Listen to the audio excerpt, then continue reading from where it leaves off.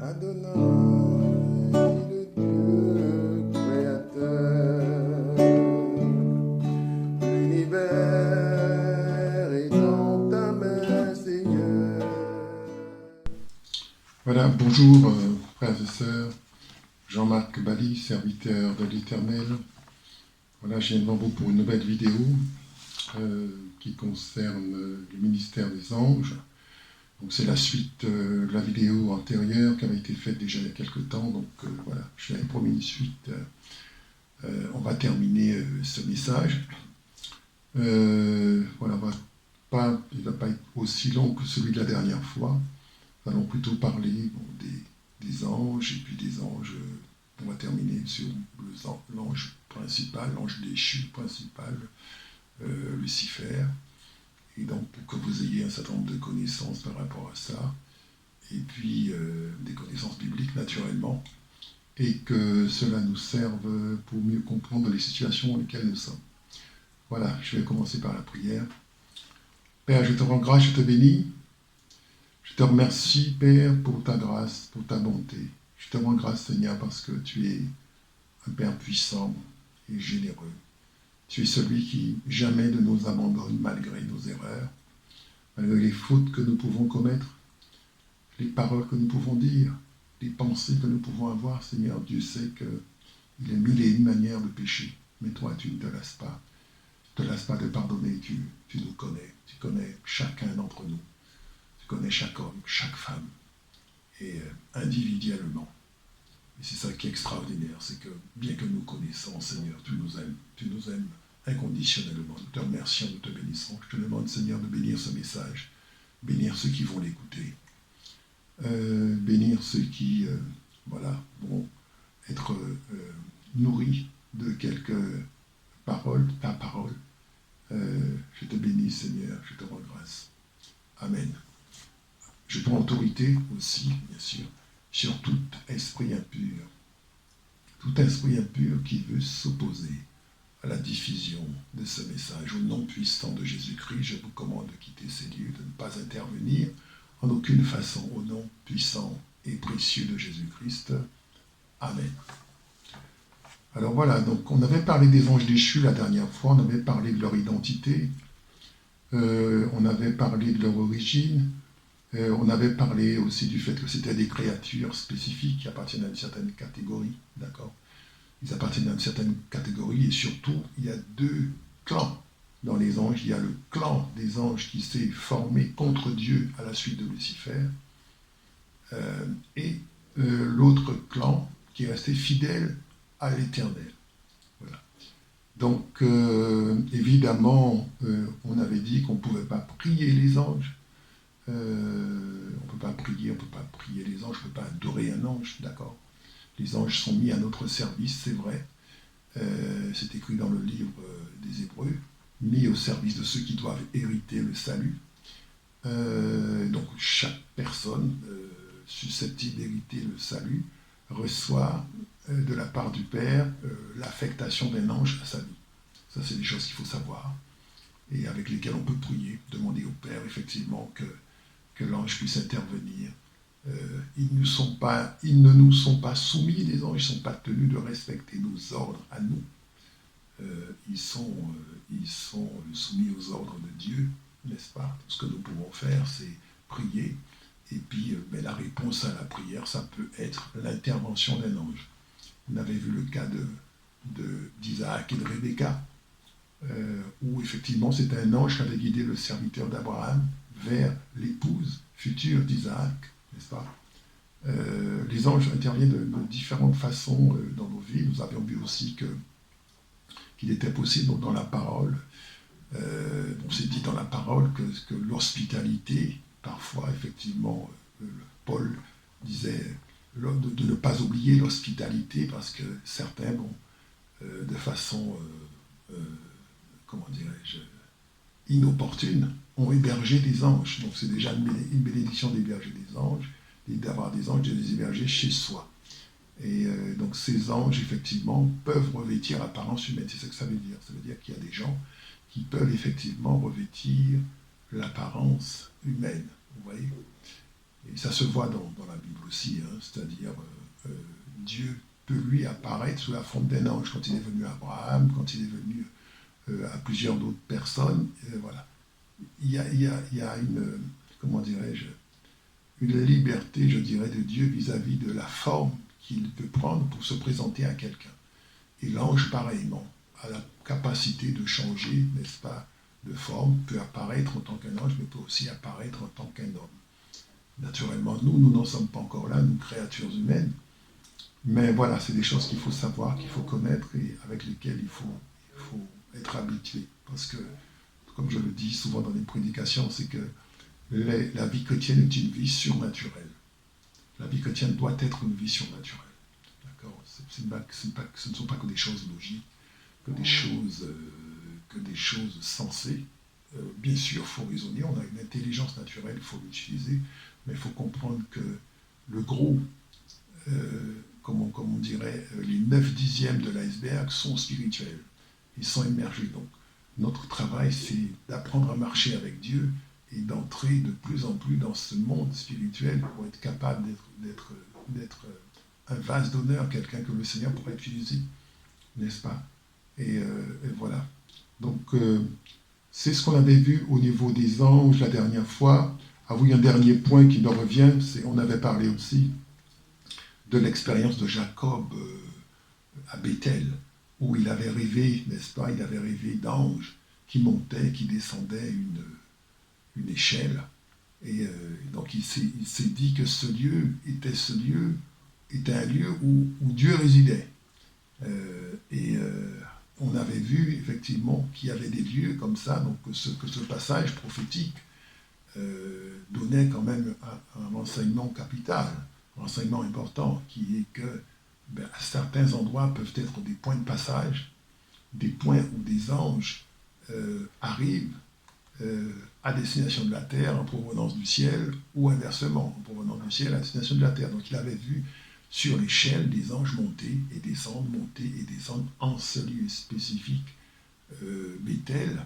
Et donc, ceci laisse à penser qu'il y a des lieux comme ça sur la terre. Donc il y a Bethel, mais il y a aussi probablement d'autres lieux, et qui sont géolocalisés, et où effectivement des phénomènes peuvent arriver, c'est-à-dire une communication entre le ciel et la terre est possible, un accès entre le ciel et la terre est possible et emprunté par des anges. Donc c'est important, la géolocalisation des lieux. On peut penser aussi au temple d'Israël. J'ai appris récemment qu'il y avait 2 Israël, qu'il y avait un autre temple dont on avait découvert les fondations en Israël, et que c'était vraisemblablement le vrai temple, c'est-à-dire celui où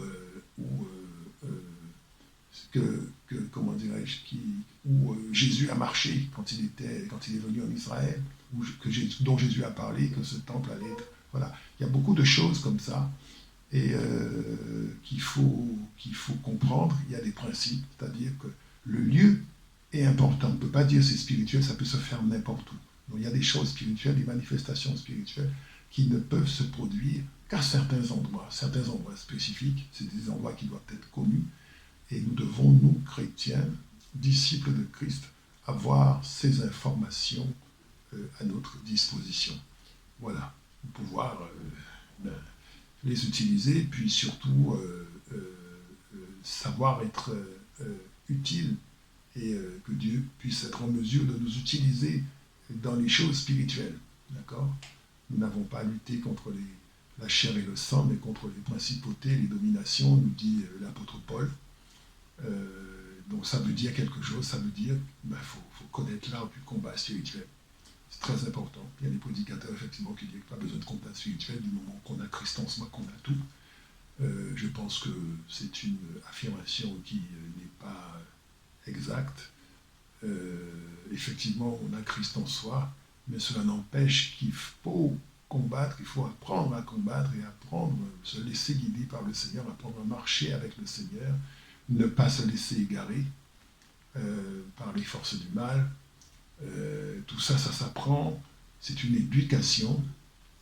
Et on a besoin de connaissance, c'est très très important. Il ne suffit pas de dire Amen, Alléluia, j'en mets tout dans les mains du Seigneur. Non, le Seigneur, à des moments donnés, peut nous pousser à faire des choses, à prier d'une certaine façon, à agir d'une certaine façon, voilà. Donc on va parler des anges, quelques points donc, que je vais aborder pour compléter le message précédent. Donc c'est une introduction un peu longue, mais bon, ça permet de refixer les choses et de se remettre les idées en place, particulièrement pour ceux qui n'ont pas pu suivre le premier message sur ce point. Voilà. Alors, on va parler maintenant, dire au niveau des anges, c'est que les anges aussi sont appelés fils de Dieu. Les anges sont appelés fils de Dieu dans la parole. Il m'est arrivé de discuter avec un jeune homme de confession musulmane. Je faisais des évangélisations il n'y a pas très longtemps, effectivement, où on parlait ensemble du fait que Jésus était un fils de Dieu et qu'il n'était pas le fils unique de Dieu, que Dieu avait plein de fils et qu'on était tous au même titre des fils, c'est-à-dire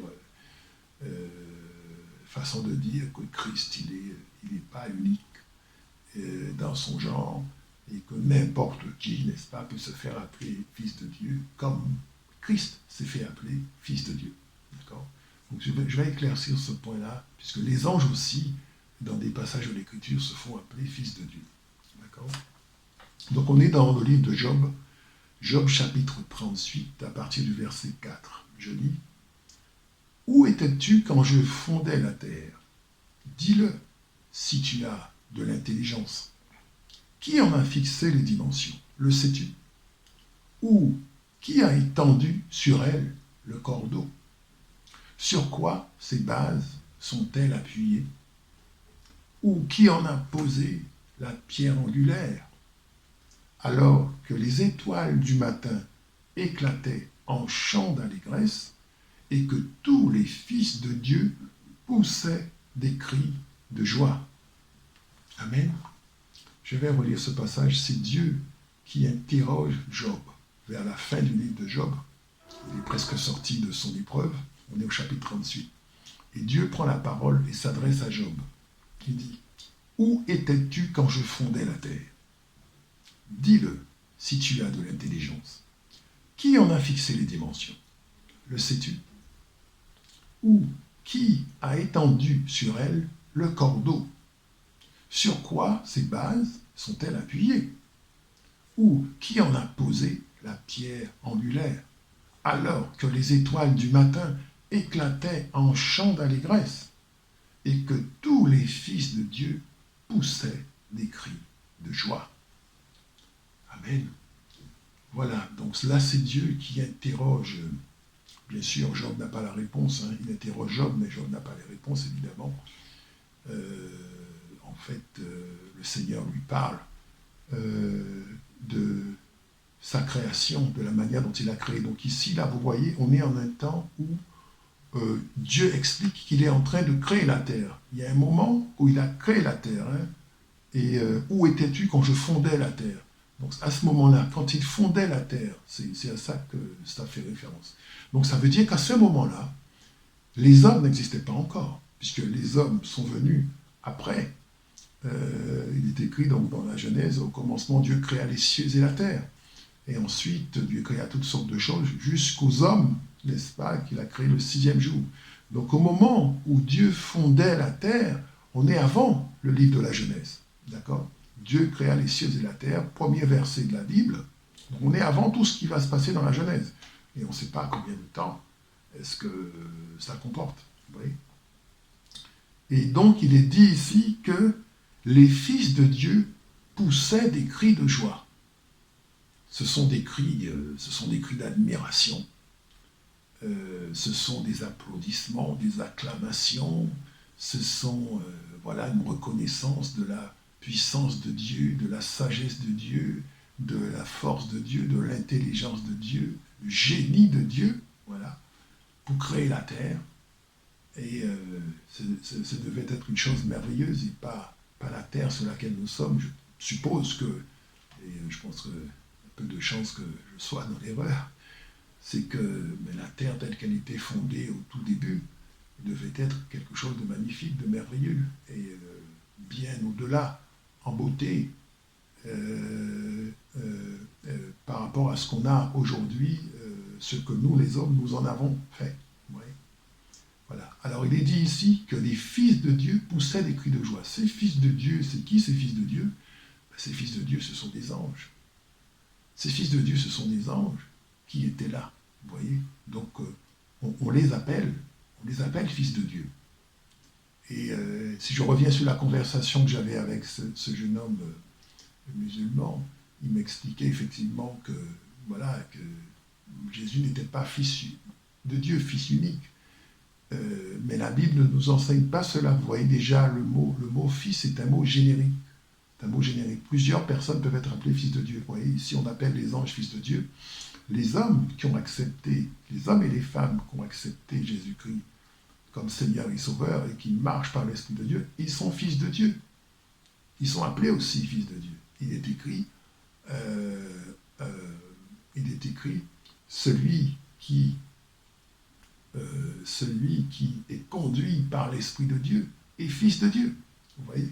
Donc, tous les chrétiens authentiques, les disciples de Christ, sont des fils de Dieu. Ouais. Et ensuite, dans Jean 3,16 à 17, il est dit que Jésus-Christ est le Fils unique de Dieu. Ouais, fils unique de Dieu. Donc vous voyez 3 catégories de fils. La catégorie des anges, la catégorie des hommes qui ont accepté Jésus-Christ, et la catégorie de Christ, où il est seul à être fils de cette manière-là. C'est-à-dire que lui, c'est un être incréé. C'est ça qu'il faut comprendre. Hein. Jésus n'a pas commencé à exister le jour de sa naissance. Jésus s'est incarné. Mais Jésus, c'est Dieu. D'accord? Jésus, c'est Dieu, et donc, à ce titre, il a toujours existé. Il existe, et il existera toujours. Il existe en dehors du temps.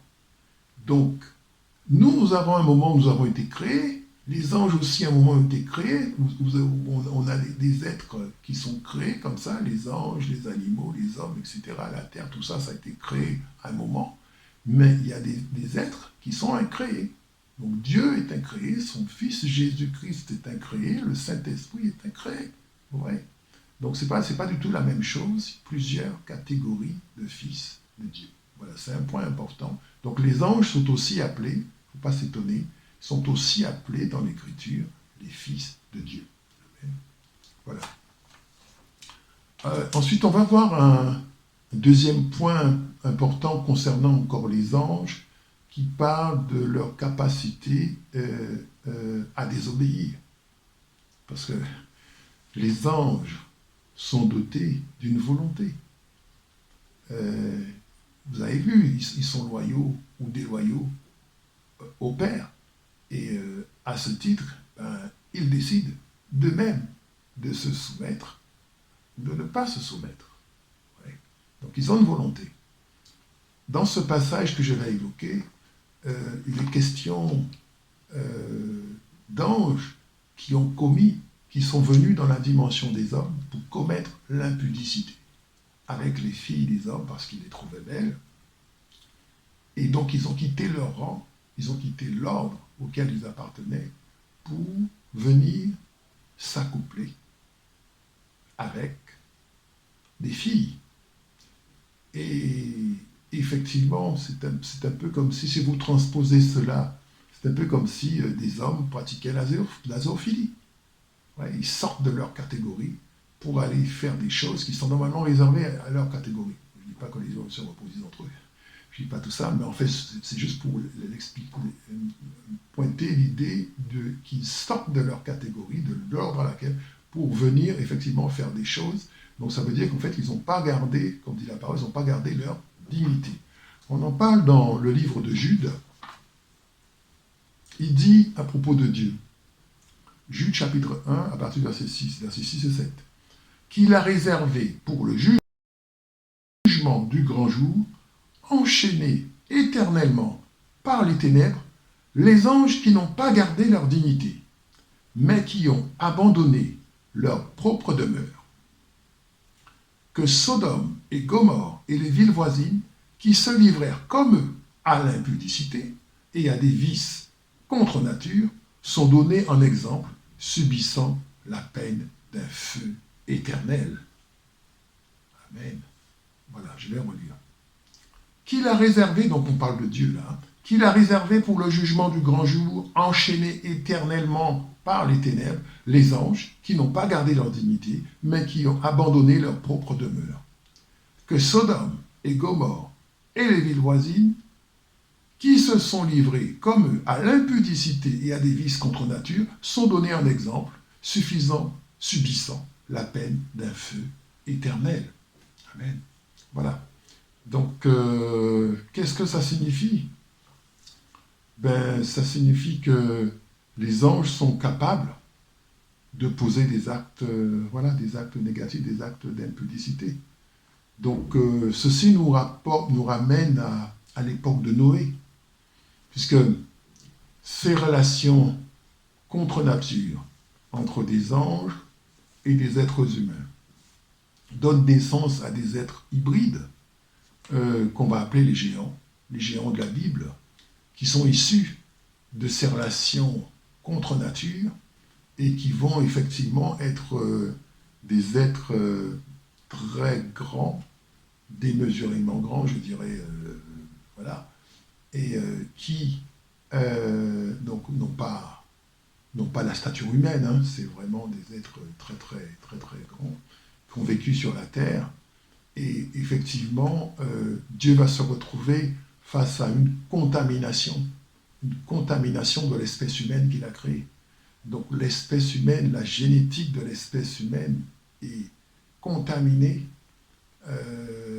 par les anges. Et ça a dû se faire sur plusieurs générations. Vous voyez, plusieurs générations. Donc ça veut dire en fait que la Terre était peuplée de tout un tas d'êtres hybrides qui n'étaient pas du tout dans le plan de Dieu. Et à cause de cela, à cause de la désobéissance de ces anges, parce que ce n'est pas les hommes qui sont allés vers les anges, c'est les anges, vous voyez les capacités qu'ils ont, qui sont allés dans la dimension des anges pour porter, n'est-ce pas, pour commettre, n'est-ce pas, ces actes. Et à cause de cela, à cause de la gravité de la situation, Dieu va prendre une décision. Il va prendre une décision grave. Il va exterminer toute chair sur la surface de la terre. Et donc il va détruire ce monde qu'il a créé, et il va le faire par l'eau, et donc par l'eau, donc il va détruire ce monde qu'il a créé, donc toute cette espèce de créatures qui ne sont pas dans le plan de Dieu vont mourir, mais Dieu va prendre soin de préserver une semence pour le nouveau monde, d'accord, pour le monde d'après. Donc il a déjà en tête le monde d'après. Donc il va mettre en place ce qu'on appelle, il va se confier sur un serviteur qui s'appelle Noé, et qui va mettre en place une arche. Et le rôle de l'arche, c'est ça, c'est d'être une arche du salut, pour sauver. D'accord? Le rôle de l'arche, c'est de sauver de la colère de Dieu qui s'en vient. Et la colère de Dieu qui s'en vient, du temps de Noé, c'était le déluge. Dieu a manifesté sa colère par le déluge. D'accord? Et donc, il a trouvé Noé juste, et donc Noé a été sauvé, donc vraisemblablement que sa génétique n'était pas altérée. Noé, ses 3 fils, sa femme, leurs femmes ont été sauvés, 8 personnes. Ajoutez à cela tous les animaux que le Seigneur avait décidé de sauver, et qui sont effectivement entrés dans l'arche également. Vous voyez? Donc, toutes ces personnes-là constituent une semence pure, d'accord? Une semence dépourvue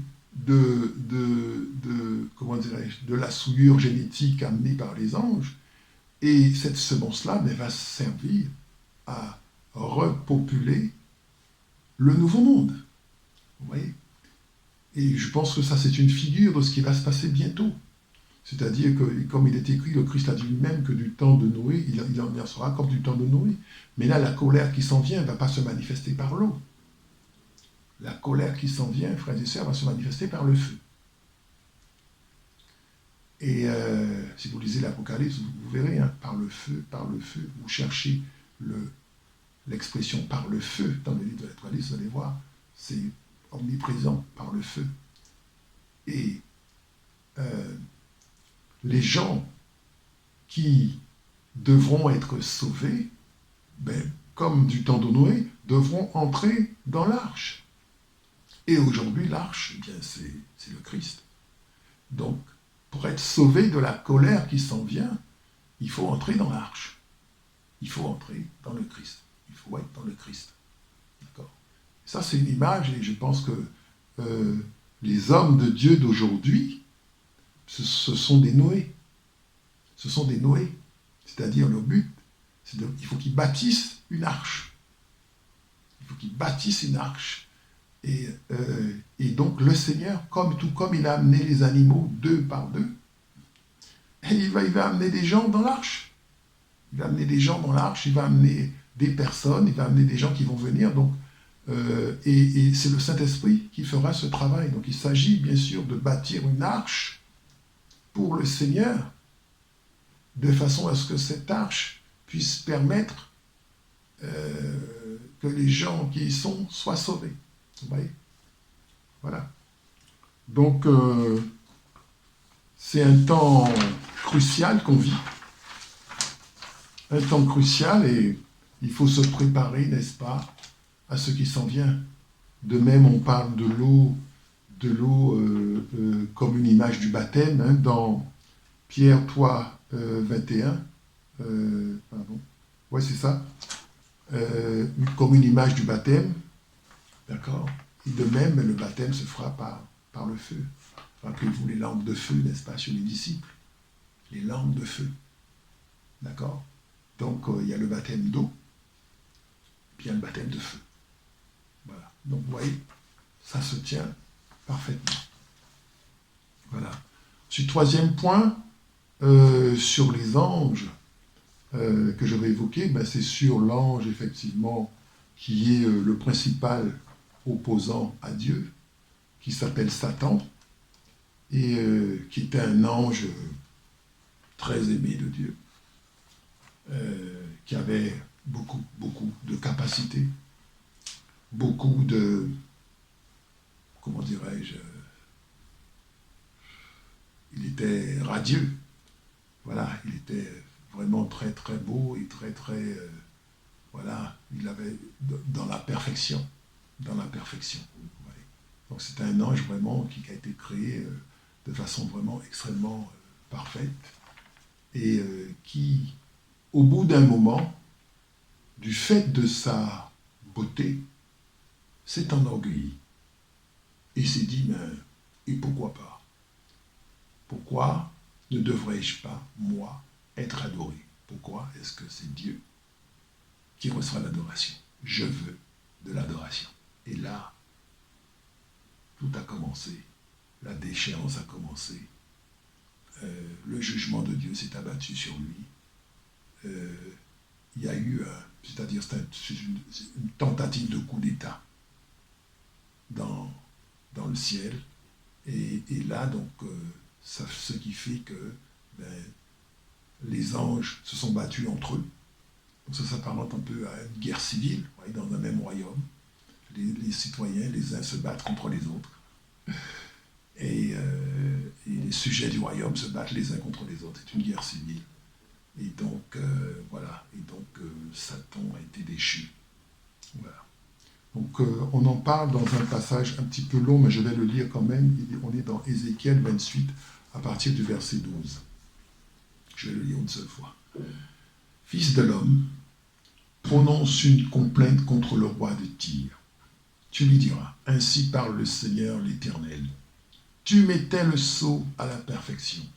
Tu étais plein de sagesse, parfait en beauté. Tu étais en Éden, le jardin de Dieu. Tu étais couvert de toute espèce de pierres précieuses, de sardoine, de topaze, de diamants, de chrysolite, d'onyx, de jaspe, de saphir, d'escarboucle, d'émeraude et d'or. Tes tambourins et tes flûtes étaient à ton service, préparés pour le jour où tu fus créé. Tu étais un chérubin protecteur, aux ailes déployées. Je t'avais placé. Tu étais sur la grande montagne de Dieu. Tu marchais au milieu des pierres étincelantes. Tu as été intègre dans tes voies depuis le jour où tu fus créé, jusqu'à celui où l'iniquité a été trouvée chez toi. Par la grandeur de ton commerce, tu as rempli de violence, tu as été rempli de violence et tu as péché. Je te précipite de la montagne de Dieu et je te fais disparaître, chérubin protecteur, du milieu des pierres étincelantes. Ton cœur s'est élevé à cause de ta beauté. Tu as corrompu ta sagesse par ton éclat. Je te jette par terre, je te livre en spectacle au roi. Par la multitude de tes iniquités, par l'injustice de ton commerce, tu as profané tes sanctuaires. Je fais sortir du milieu de toi un feu qui te dévore. Je te réduis en cendres sur la terre aux yeux de tous ceux qui te regardent. Tous ceux qui te connaissent parmi les peuples sont dans la stupeur à cause de toi. Tu es réduit au néant, tu ne seras plus à jamais. Amen. Beaucoup de choses sont dites dans ce passage. Tout d'abord, on va souligner, tu étais en Éden, le jardin de Dieu. Vous voyez? Donc, tu étais en Éden, ça veut dire, il était placé dans le jardin. Donc, il est dit qu'il était placé dans le jardin. Donc, on le retrouve, n'est-ce pas, dans le livre de la Genèse, à séduire Ève. Et à pousser Ève à la désobéissance. Voilà. L'activité du mal, de façon générale, l'activité du mal, c'est ça. C'est pousser les gens à désobéir. Bien souvent, les gens sont influencés, ils ne se rendent pas compte de l'influence. Mais l'activité diabolique dans le monde, c'est pousser les hommes à la désobéissance, les placer en situation de désobéissance pour qu'ils puissent être maudits, comme Adam a perdu la vie éternelle, ainsi que sa femme Ève, et nous par la même occasion, et les pousser à être maudits pour qu'ils ne puissent pas, n'est-ce pas, bénéficier de tout ce que le Seigneur a prévu pour eux. Donc ça, c'est une activité diabolique intense encore aujourd'hui dans la vie des hommes et des femmes qui veulent servir le Seigneur. Ils auront à apprendre à repousser le mal, parce que le mal va chercher à les pousser à désobéir, n'est-ce pas? Ensuite, on parle de l'identité de Lucifer, qui était Lucifer à l'époque. Il dit, tu étais un chérubin protecteur. Je t'avais placé, tu étais sur la sainte montagne de Dieu. La sainte montagne de Dieu. Donc la sainteté, n'est-ce pas? Et voilà, donc il marchait parmi les pierres étincelantes. C'était quelqu'un d'extrêmement beau. Et le chérubin protecteur, ça veut dire qu'il devait donc avoir les ailes déployées, couvert un peu comme le propitiatoire. Le propitiatoire, donc au-dessus de l'arche, vous avez deux anges qui ont des ailes déployées et qui protègent le haut du propitiatoire. Donc le trône de Dieu, le vrai trône, je veux dire, doit être ainsi. Bon, c'est déjà expliqué dans des visions, notamment des visions d'Ézéchiel, mais où il y a une protection qui est mise en place, donc des anges, des chérubins qui protègent, n'est-ce pas, le trône, en ouvrant les ailes comme ça. Donc Satan devait être affecté à ce type de service, c'est-à-dire une proximité avec Dieu, une grande proximité avec Dieu, d'accord? Et donc il protégeait. Donc je ne sais pas comment on peut dire ça aujourd'hui pour vous faire une comparaison, mais c'est quelqu'un, voilà, qui était vraiment très haut placé dans la hiérarchie divine. Il était très haut placé, très considéré, très beau, un être vraiment exceptionnel. Et voilà. Et c'est de là qu'il est tombé. Ouais, il est tombé, on peut dire, de haut, de très haut. Voilà. Ensuite, donc on l'appelle aussi roi de Tyr. Roi de Tyr, donc Tyr, c'est une ville qui existe au nord d'Israël. Ce roi de Tyr, pardon, d'Israël, voilà. Et ce roi de Tyr, en fait, il est décrit comme Satan. Et ça, c'est des points importants de la parole. Le roi de Tyr, ça veut dire ça veut dire un roi qui fait du commerce. Il dit par l'injustice de ton commerce. Donc c'est un commerce injuste, un commerce, comment dirais-je, inéquitable, d'accord, et où il s'enrichit vraisemblablement en volant, en trompant et en abusant ceux qui font affaire avec lui. D'accord? Que peut-on attendre d'autre de Satan? Donc, il s'enrichit par un commerce illicite, un mauvais commerce, n'est-ce pas? Voilà. Donc, la ville de Tyr, donc on le nomme comme roi de la ville de Tyr. Alors, ce qui est intéressant de savoir ici, c'est de comprendre est-ce qu'il est le roi, je veux dire le roi véritable, c'est-à-dire l'humain qui est au sommet de la ville de Tyr, ou il est le chef de la principauté qui dirige Tyr, la principauté qui dirige Tyr. Donc la principauté qui est au-dessus de Tyr et qui permet à Satan, n'est-ce pas, de s'enrichir, de voler, de faire tout un tas de choses illicites. D'accord? Et là, ensuite, il y a un jugement qui s'abat sur lui. Il y a un jugement qui s'abat sur lui. Donc Dieu va abattre un jugement sur le diable. Le diable va être jugé. Il va être réduit à néant. Et il va être descendu de son piédestal. Et le Seigneur va se charger de lui. Ce n'est pas nous qui pouvons nous charger du diable directement, c'est le Seigneur qui va se charger, n'est-ce pas, de lui. Il dit je fais sortir du milieu de toi un feu qui te dévore, je te réduis en cendres sur la terre, aux yeux de ceux qui te regardent. D'accord? Tous ceux qui te connaissent parmi les peuples sont dans la stupeur à cause de toi. Donc ceux qui font commerce avec Satan verront la déchéance de Satan et seront dans la stupeur. Tous ceux qui lui font confiance aujourd'hui, qui le suivent dans des sociétés secrètes, qui croient à ce qu'il dit, qui sont dans la sorcellerie, qui sont dans tout un tas de choses, qui croient à ce que Satan leur dit, verront la déchéance de Satan. Et le dernier verset dit, tu es réduit à néant, tu ne seras plus à jamais. Voilà. Donc voilà ce qui attend cet ange, qui est un ange déchu, et tous les anges qui le suivent sont également des anges déchus, n'est-ce pas, des anges qui ne sont pas restés fidèles à Dieu. J'ajoute un dernier point, c'est que contrairement aux anges, nous, lorsque nous avons la désobéissance, nous pratiquons la désobéissance, Dieu peut nous sauver par ce qu'il a mis en place par rapport à ce qu'on appelle le plan du salut. Donc il y a un plan du salut pour les hommes qui ont désobéi, n'est-ce pas, et qui veulent sincèrement revenir au Seigneur. Sincèrement, je dis bien, on ne se moque pas de Dieu. Mais pour les anges, ça n'existe pas. Ça n'existe pas du tout. Ils n'ont pas accès à ça. Donc, c'est vraiment quelque chose de terrible qui s'en vient sur les anges, les anges déchus, Satan le premier, et le Seigneur va les juger. Et le Seigneur, évidemment, va restaurer les choses comme cela doit être. Donc nous sommes dans un temps, frères et sœurs, où nous devons endurer un certain nombre de choses. Endurer des injustices, endurer des persécutions. Il est écrit, tous ceux qui veulent vivre pieusement en Jésus-Christ seront persécutés, dans le livre de Timothée. Endurer tout un tas d'attaques venues des gens qu'on ne soupçonne pas. Ce sont des attaques venues du monde des ténèbres. Et voilà. Donc on a affaire à toutes sortes d'esprits impurs. Et il faut gérer la situation, prier, jeûner, invoquer la puissance du Seigneur, rester dans la communion avec le Seigneur.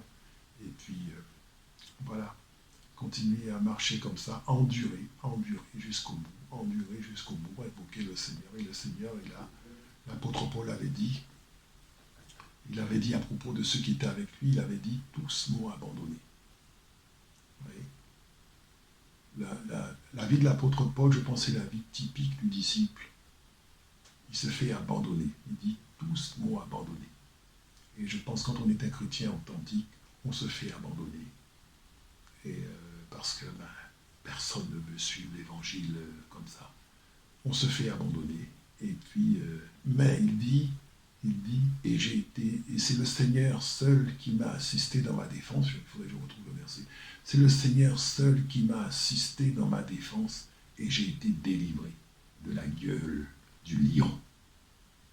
Donc les enfants de Dieu, on les jette dans le feu, dans la fournaise, on les jette dans la fosse au lion, on les jette dans les eaux pour qu'ils soient submergés, on les jette dans toutes sortes de problèmes, mais le Seigneur, l'Éternel, le Seigneur Jésus-Christ, notre Dieu, est fidèle, et fidèle nous garde. Frères et sœurs, je vous invite à garder votre foi en Dieu, quelles que soient les situations que vous traversez. Voilà, je vais m'arrêter là.